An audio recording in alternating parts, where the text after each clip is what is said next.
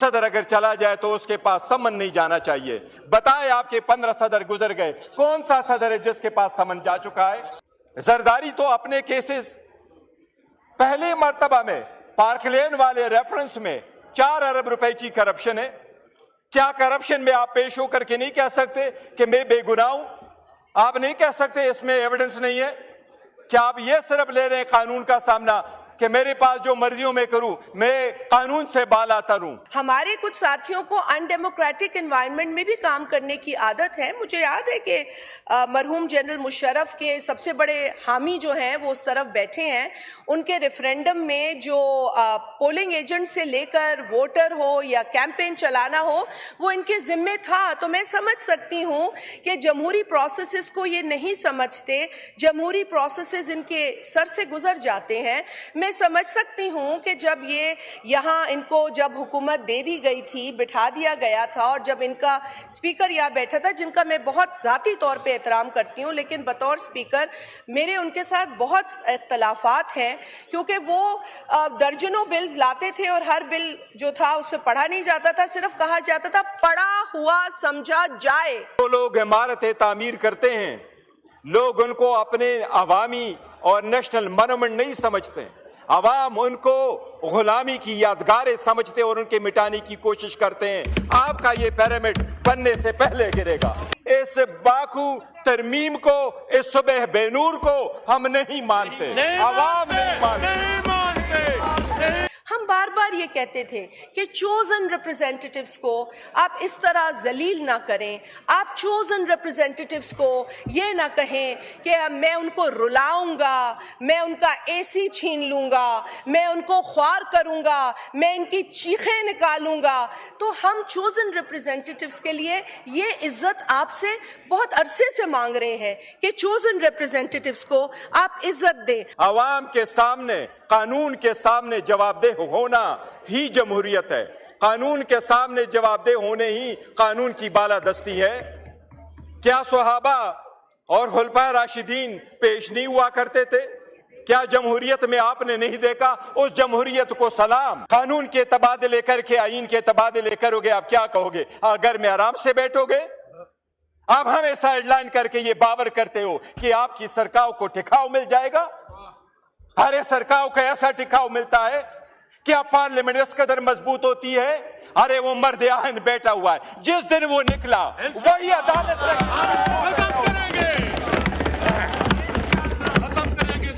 अरे आप कहते हैं कानून के सामने सब जवाबदेह हैं और ये जमहूरियत है।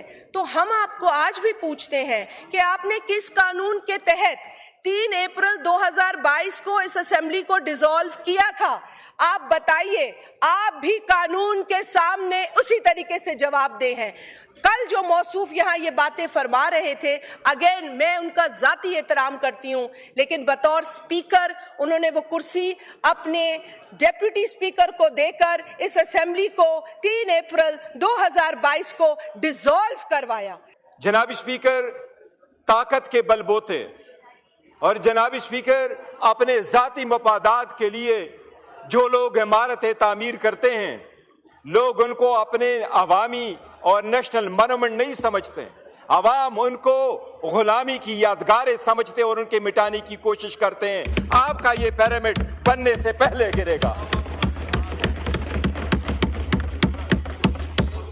तारीख में पहली मर्तबा, दुनिया की तारीख में पहली मर्तबा एक न्यूक्लियर स्टेट के सरबरा बाहर मुल्क में बैठ के, बाकू में बैठ के वो अप्रूवल करा रहा है। इस तरमीम को हम बाकू तरमीम कहते हैं। इस बाकी तरमीम को, इस बाकू तरमीम को, इस सुबह बेनूर को हम नहीं मानते, अवाम नहीं मानते।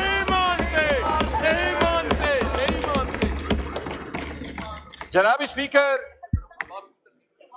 मुकद्दस जिम्मेदारी है, ऐवान कह रहा है, आईन कह रहा है, उसके इब्तिदाई अल्फाज प्रियम्बल के यही है।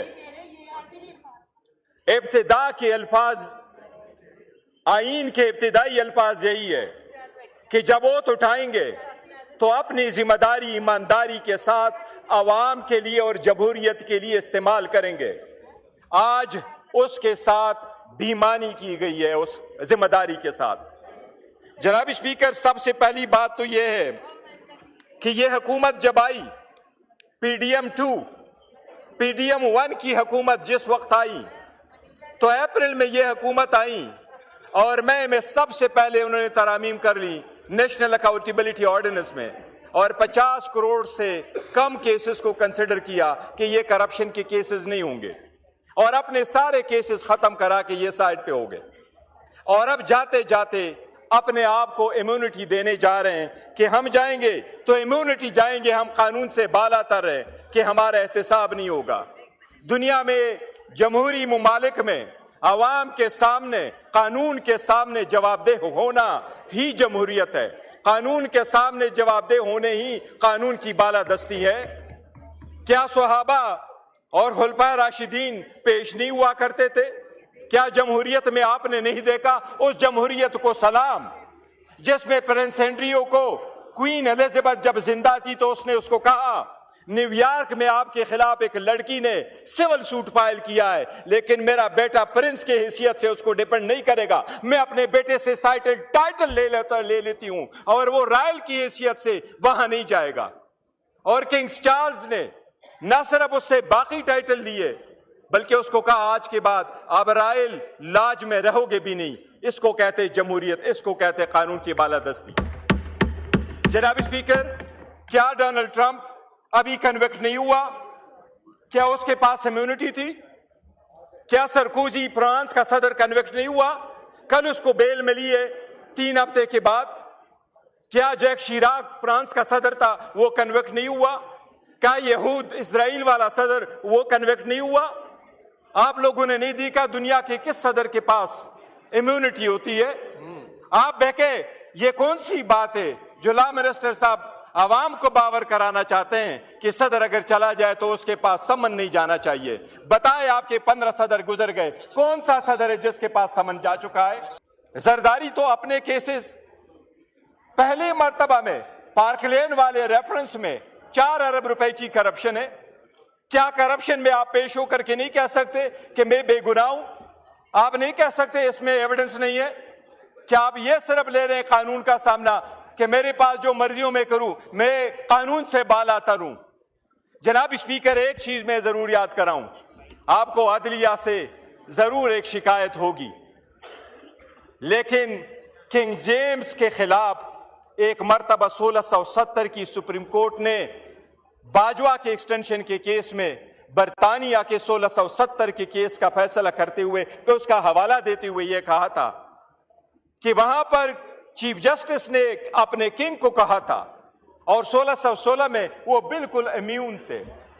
उसने ये अल्फाज इस्तेमाल किए थे, no matter how high you may be, the law is above you. हम कोशिश करेंगे, हम इनको कानून के कटोरे में लाएंगे और इंशाल्लाह होके रहेगा। अरे क्या खाम ख्याली में रहते हो? पहले आपके सामने हुआ नहीं था? कानून के तबादले करके आईन के तबादले करोगे, आप क्या कहोगे? घर में आराम से बैठोगे? आप हमें साइडलाइन करके ये बावर करते हो कि आपकी सरकार को टिकाव मिल जाएगा। अरे सरकार को ऐसा टिकाव मिलता है क्या पार्लियामेंट इस कदर मजबूत होती है? अरे वो मर्द आहन बैठा हुआ है, जिस दिन वो निकला वही अदालत खत्म करेंगे इसको इंशाल्लाह। अरे वो मर्द आहन जब आएगा, वो जो लफ्ज कहेगा वही आईन होगा इंशाल्लाह। अगर आजमा के देखना है, अगर आजमा के देखना है, अगर आजमा के देखना है तो किसी इतवार बाजार में जाके देखो, किसी जुमे पे जाके देखो, किसी फौजी पे जाके देखो। हरे आईन और कानून उसकी मरहूनी मिन्नत है, करो। आपको आपकी सोच पे सलाम है, आपकी डर को सलाम है। इतना डर, इतना भयानक डर, तौबा जी, कि वो दरवाजा न खुले, कोई उससे मिले ना, मैसेज ना आए। और एक चीज जनाब स्पीकर बताता हूं, हम उस मुल्क के वफादार हैं, हमारे कुछ साथियों को अनडेमोक्रेटिक एनवायरनमेंट में भी काम करने की आदत है। मुझे याद है कि मरहूम जनरल मुशर्रफ के सबसे बड़े हामी जो हैं वो उस तरफ बैठे हैं। उनके रेफरेंडम में जो पोलिंग एजेंट से लेकर वोटर हो या कैंपेन चलाना हो वो इनके जिम्मे था। तो मैं समझ सकती हूँ कि जमहूरी प्रोसेसेस को ये नहीं समझते, जमहूरी प्रोसेसेस इनके सर से गुजर जाते हैं। मैं समझ सकती हूँ कि जब ये यहाँ इनको जब हुकूमत दे दी गई थी, बिठा दिया गया था, और जब इनका स्पीकर यहाँ बैठा था जिनका मैं बहुत ज़ाती तौर पे एहतराम करती हूँ, लेकिन बतौर स्पीकर मेरे उनके साथ बहुत इख्तलाफात हैं, क्योंकि वो दर्जनों बिल्स लाते थे और हर बिल जो था उसे पढ़ा नहीं जाता था, सिर्फ कहा जाता था पढ़ा हुआ समझा जाए। अब पढ़ा हुआ समझा जाए, अगर आप पार्लियामेंट को इस तरह के रूलिंग्स देते हैं तो ये पार्लियामेंट का इस्तेहकाक गिराने की बात है। लेकिन पार्लियामेंट का इस्तेहकाक उस दौर में बहुत ज़्यादा गिराया गया, जिस पर मैंने उस वक्त भी एतराज़ किया। मैं आज भी उनका एहतराम करते हुए उनकी उस रवैये और कॉन्डक्ट पे एतराज़ ज़रूर करती हूँ। और आज सर ये कॉन्स्टिट्यूशनल अमेंडमेंट है, again I would say it's a package. Many articles जो हैं इसमें मेंशन्ड हैं, डिफरेंट नौयत के आर्टिकल्स हैं, और मुझे इस बात का पर फ़ख्र है कि इस पैकेज की फ़ाइनल शक्ल तो खैर फाइन ट्यूनिंग के बाद आई है, लेकिन इसके जो खदो खाल हैं वो हमारी पार्लियामेंट, हमारी जो पार्टी की एग्जीक्यूटिव कमेटी की मीटिंग है उसमें डिस्कस हुए हैं। So I am aware, at least I can say that. I don't know how many members sitting here from different respective political parties can claim that, but I can tell you that as a member of that executive committee, my leadership took me into confidence as soon as the government took them into confidence about this proposed constitutional amendment draft. Sir, senate से पास होने के बाद यहाँ पर passage के लिए एक चीज़ आई है जिस पर हमें बात ज़रूर करनी है। इसमें कुछ चीज़ें किसी को एतराज़ हो सकता है, कोई हिमायत कर सकता है, लेकिन मेरा ख़्याल ये है कि अपनी जो गुफ्तगू है उसको इस सोच के साथ करें कि ये पाकिस्तान का मामला है, ये पाकिस्तान के आईन का मामला है। मुझे खुशी हुई कि आज बताया गया कि पाकिस्तान के इस आइन में प्रीएम्बल में चोजन रिप्रेजेंटेटिव्स का जिक्र है।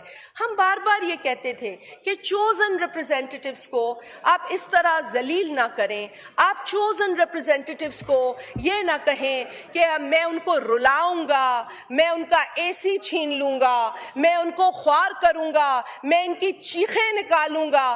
तो हम चोजन रिप्रेजेंटेटिव्स के लिए ये इज्जत आपसे बहुत अरसे से मांग रहे हैं कि चोजन रिप्रेजेंटेटिव्स को आप इज्जत दें। आप कहते हैं कानून के सामने सब जवाबदेह हैं और ये जमहूरियत है, तो हम आपको आज भी पूछते हैं कि आपने किस कानून के तहत 3 अप्रैल 2022 को इस असेंबली को डिसॉल्व किया था?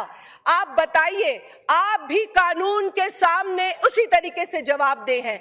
कल जो मौसूफ यहाँ ये बातें फरमा रहे थे, अगेन मैं उनका ज़ाती एहतराम करती हूँ, लेकिन बतौर स्पीकर उन्होंने वो कुर्सी अपने डेप्यूटी स्पीकर को देकर इस असेंबली को 3 अप्रैल 2022 को डिसॉल्व करवाया। तो आप मुझे बताइए कि आपने ऐसा क्यों किया? आप जवाबदेह हैं ना सिर्फ कानून के आगे बल्कि पूरे पाकिस्तान के आगे, क्योंकि पाकिस्तान के वोटर्स के वोट से वो असेंबली बनी थी जिसको आपने सरहन गैर कानूनी, इलीगल, अनकॉन्स्टिट्यूशनल तौर पर आपने डिसॉल्व किया। आपने अपने दौरे हुकूमत में इस असेंबली को जिस तरीके से चलाया वो बातें दूर नहीं हैं। हम यहीं बैठे थे, हम उस तरफ थे, और बड़ी बदकिस्मती की बात थी उस दौर के एक बजट सेशन का मैं हवाला दूंगी, जब इस साइड पर बैठी हुई वो जमात हुकूमत के अंदर बजट की किताबें ऑपोजिशन पर फेंक रही थी।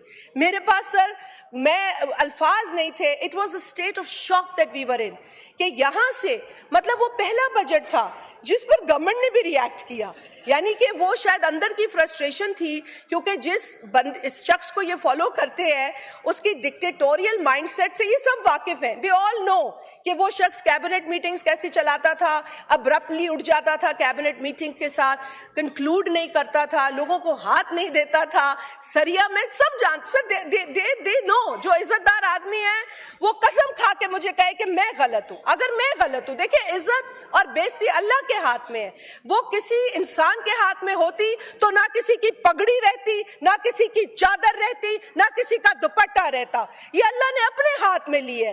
تو لیکن جو غرور اور تکبر نعوذ باللہ ہم نے اس زمانے میں دیکھا, میں کبھی نہیں چاہوں گی کہ وہ ہم اس دور میں دیکھیں. کسی کے ساتھ زیادتی نہیں ہونی چاہیے, لیکن جن کے ساتھ زیادتیاں ہوئی ہیں کم از کم آج اس کا اعتراف کریں. آج مانے وہ بیانات غلط تھے, آج کہیں وہ غلط تھا. آپ ہمیں بتا رہے ہیں فوج کے احترام کی بات. سر فوج اس اسٹیٹ کا ایک انسٹیٹیوشن ہے.